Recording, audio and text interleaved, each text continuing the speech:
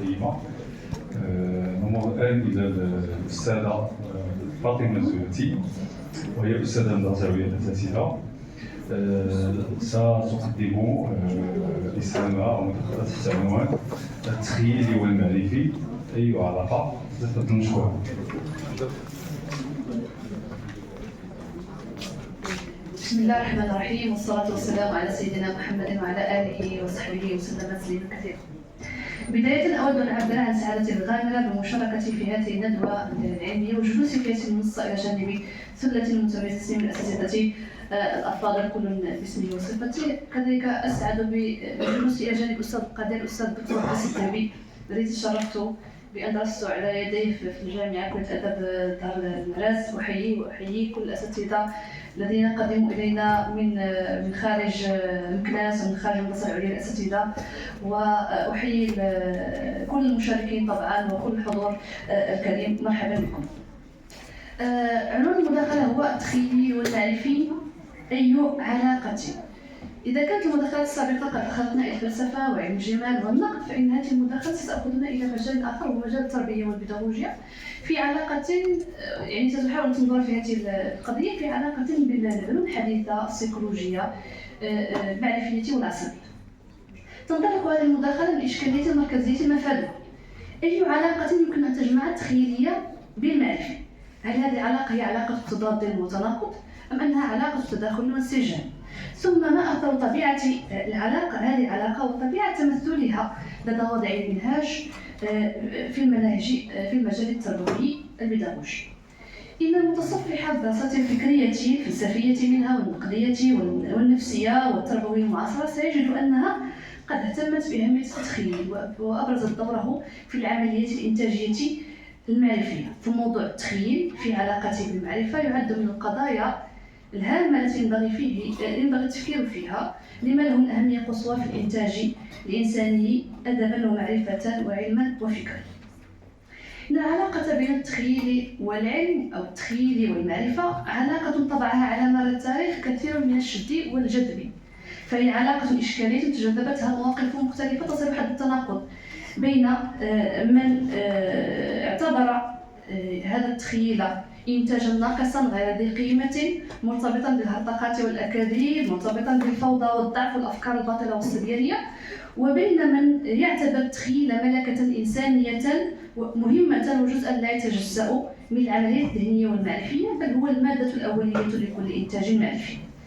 إن هذه الإشكالية ثنائية القطب بدأت إشكالية فكرية تلقي ظلالها كذلك على المجال التربوي البيداغوجي، وذلك بأن برز في هذا المجال تصورين اثنين: تصور تربوي تقليدي كان ولا يزال في مناهجنا خاصة في المناهج العربية عموما، كان يسعى إلى إقصاء التخيل على اعتبار أن دور المدرسة يتجلى في تلقين المعلومات والمعارف المختلفة، ومن ثم كان الحرص على توخي الصحة والمنطق والثبات في كل ما يقدمه المتعلم.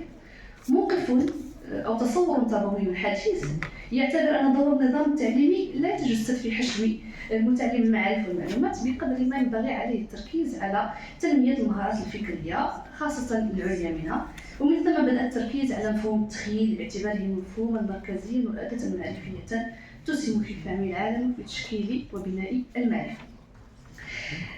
سأحاول فيما يلي تقديم مشروحين التصورين معا وما يقومان عليه من حجج حتى نفهم منطق الاشتغال بهما معا. ينطلق التصور التربوي التقليدي من رفض مكون الخيال في حد ذاته وسحب إمكانية الحديث عن أي دور محتمل له في التربية، ومن ثم تنسج خيوط ثنائية ضدية هي ثنائية البيداغوجي والتخيلي، وهي الثنائية التي فصل في تحليلها وتحليل أسباب تناقضها عدد من الباحثين الذين اعتبروا أن العلاقة بين البيداغوجي والتخيلي كانت دائما علاقة متوترة. إذا يأتي هذا الرفض مرتبطا بمجموعة من التبريرات أذكرها باختصار شديد لأن المقال سيكون مكتوب. أولا، التخيل قوة تلازم، يعني من يرفض التخيل يعتبر أن التخيل قوة ملازمة للطفولة الصغرى، في حين أن المسار نحو الرشد هو أساسا مسار نحو الواقعية والمنطقية. أيضا هناك مبرر آخر أن الكثير من النصوص التخيلية تحمل مادة لا تلائم يعني النمو النفسي للطفل من حيث الشكل أو المحتوى. هناك تبرير آخر يعتبر بأن التخيل يرتبط بالتجربة الخاصة للفرد، فهو يعتمد تصورا ذاتيا في نقل الأشياء والعالم، وهذا التصور أو التمثل الذاتي للأشياء يعني يجعل في منع المدرسة التي تسعى إلى التحرر من الذاتي المحدود مقابل الانفتاح على العالم والموجودات، ومن ثم فهي تشجع تحديدا المعرفة العلمية. هكذا ينظر التصور التربوي التقليدي للتخيل باعتباره عنصرا لا يلائم أهدافه ولا تصوراته، فهو يشجع المعرفة العلمية في مقابل الأدبية، المنطق في مقابل الخيال، الواقع في مقابل الحلم، انطلاقا من مرجعية تذوب العقلانية ومن تصور غير دقيق يمكن أن يكون ملائما للطفل. إن هذا التصور في حقيقة الأمر يعني قائم على تجاهل غير قليل من الحقائق، ذلك أنه لا يمكن إغفال الدور الهام الذي يمكن أن يلعبه الخيال في التربية. فعلى عكس الفكرة القائلة بارتباط الخيال بالوهم والخطأ، فإن الباحثين المعاصرين يلحون على توظيفه بوصفه أداة للتعرف على المحيط وتمثله، وبوصفه أداة للتعلم بشكل عام باعتباره جزءا لا يتجزأ من شخصية الطفل. من جهة ثانية كذلك، فإن التناقض بين العلم والخيال الذي أقام عليها التصور التربوي الكلاسيكي صرحه هو تناقض وهمي، مما ينسف هذه الثنائية البيداغوجي التخيلي المتبنات باعتبارها مسلمة فكرية وتربوية صفا كلية، فقد شكل الخيال دائما محطة استباقية تمهد لتطور الفكر الإنساني وتطور العلمي والمعرفي. ولهذا مثلا إذا أخذنا مثال ألبرت أينشتاين ماذا يقول؟ يعتبر أن الخيال أكثر أهمية من المعرفة، فالمعرفة محدودة أما الخيال فيطوق العالم.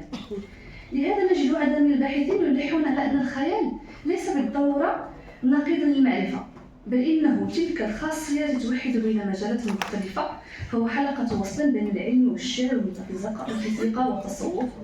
ولذلك نجد عدد من الباحثين التربويين، وأنا أذكر مثال ذلك مثلا كياران هيغال وصف التربية بالفشل لكونها التربية التقليدية طبعا لكونها تسعى باستمرار إلى تكبير العقل الإنساني بشروط محددة سلفا.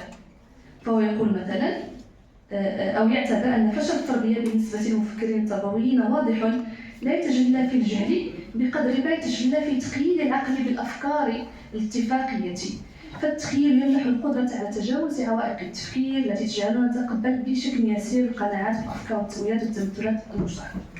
قد يبدو هذا الكلام عاما، ولكن سنجد أو سنفتح الدراسات المعرفية السيكولوجية العصبية سيجد بعد سلسلة تشرح هذا الارتباط بين الخيال والعقل. فالخيال حسب هؤلاء لا يتناقض مع العقل، بل يعمل على تنشيطه وإثرائه. إذن كيف يمكن أن نقدم شرحا لهذا الأمر؟ الدراسات السيكولوجية المعرفية والعصبية الحديثة تقدم شرحا موسعا لهذا التصور أي العلاقة بين الخيال والعقل، فهي تشير إلى أن التخيل ليس نشاطا عرضيا ولا نشاطا هامشيا، بل إنه وظيفة معرفية مركزية يقوم بها الدماغ في تداخل مع عدد من المسارات الذهنية والمعرفية الأخرى. فمسارات التخيل الذهنية هي مركزية في الوظائف المعرفية التي يوظفها الإنسان في حياته بشكل يومي، إذ تسهم في الإدراك. مسارات التخيل تسهم في الإدراك، تسهم في الفهم، في التذكر، في التوقع، في التفكير، في اتخاذ القرار، في بناء الخطط المستقبلية والإبداع. وقد تمكنت التقنية الحديثة الرنين المغناطيسي الوظيفي عالي الدقة، تخطيط الدماغ الكهربائي وغيرها من التقنيات من تصوير المناطق الدماغية التي تنشط أثناء فعل التخيل، تثبت بذلك تداخلا بين المناطق المسؤولة عن مختلف الوظائف المعرفية والتخيل، وهو ما يبرز أن كثير من العمليات المعرفية مترابطة وغير منفصلة. والسياق والكلام في هذا يطول، سأقتصر بذكر مثالين. مثلا الوظيفة تأتي عن العلاقة بين التخيل وبين وظيفتين المعرفيتين هي التذكر والإدراك. فالتخيل مثلا له علاقة بالذاكرة، ذلك أن تصوير المناطق الدماغية التي تنشط أثناء فعل التخيل أثبت أنها هي نفسها التي تنشط أثناء فعل التذكر، وهو ما يثبت تداخلا بين المناطق المسؤولة عن الذاكرة والتخيل. فمن جهة يشكل توطيد الذاكرة معنى تخزين المعلومات في الذاكرة عملية اختيار وتعزيز خيارات قيمة على النحو النشط للرجوع إليها مستقبلا من خلال إعادة دمج التجارب السابقة باستخدام الخيال بدلا من تخزين الأحداث على نحو سلبي. ومن جهة أخرى أيضا فإنتاج سيناريوهات جديدة ينتج عن إعادة تنظيم عناصر المخزنة في الذاكرة مسبقا، وبذلك يمكن القول إن التخيل ليس نقيض الذاكرة بل هو امتداد لها، فالإنسان يتخيل المستقبل بالاعتماد على خبرته الماضية ويؤلف صورا جديدة انطلاقا المواد القديمة، وهذا ما يجعل التخيل نشاطا بنيويا في الدماغ. إذن قدمت إشارة بسيطة عن علاقة الذاكرة بالتخيل. هناك مثال آخر سأقدمه علاقة التخيل بالإدراك، الإدراك الحسي، أقصد البصري والسمعي واللمسي والحركي. في هذا السياق أيضا تبرز الدراسات العصبية النفسية أن المناطق الدماغ المسؤولة عن الإدراك الحسي بأشكاله المختلفة البصري أو السمعي أو اللمسي أو الحركي تنشط أثناء قيام الفرد ببناء الصور الذهنية بأنواعها البصري والسمعي واللمسي والحركي، بمعنى أن المناطق الدماغية المسؤولة عن الإدراك البصري مثلا، إذا أخذنا كمثال الإدراك البصري، المناطق المسؤولة عن الإدراك البصري هي نفسها المناطق المسؤولة عن التخيل البصري.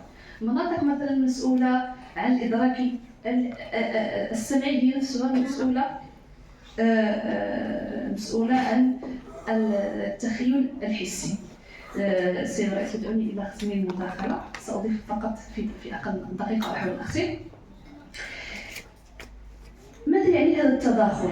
يثبت هذا التداخل بين التخيل والإدراك قد يدفعنا مثلا إلى طرح السؤال التالي: هل يمكن للتخيل، سؤال مثلا بدر على ذهني وأنا أحضر هذه المداخلة وهو حقا سؤال مفتوح، هل يمكن للتخيل أن يعوض الحواس المعطلة؟ إن التفكير في هذا السؤال قد يجعلنا نستحضر تجارب مثيرة في الفن، فبطوب الأصل استطاع أن يبدع سيمفونيات عظيمة وعبقرية وخالدة. مثلا لدينا تجارب كذلك في تاريخ الشعر وفي تاريخ الأدب، كتبوا شعراء عمر ولكنهم استطاعوا أن يكتبوا شعرا وأدبا يعني بطريقة تصوير مذهلة جدا. إذن هذا يبرز دور التخيل في الإنتاج المعرفي المتعلق بتشكيل الصور الذهنية اختلاف الأشكال. هناك الموضوع يطول، هناك باحثين كذلك لم يحصروا التخيل فقط في بناء الصور، وإنما تحدثوا عن أشكال مختلفة من التخيل. يعني ختاما يمكن أن أقول بأن هذا الفهم لهذه العلاقة بين التخيل والمعرفي وفهم التخيل باعتباره مهارة إنسانية خلاقة يرفع من شأنه باعتباره نمط تفكير لا شكل من أشكال عدم التفكير. وشكرا جزيلا على حسن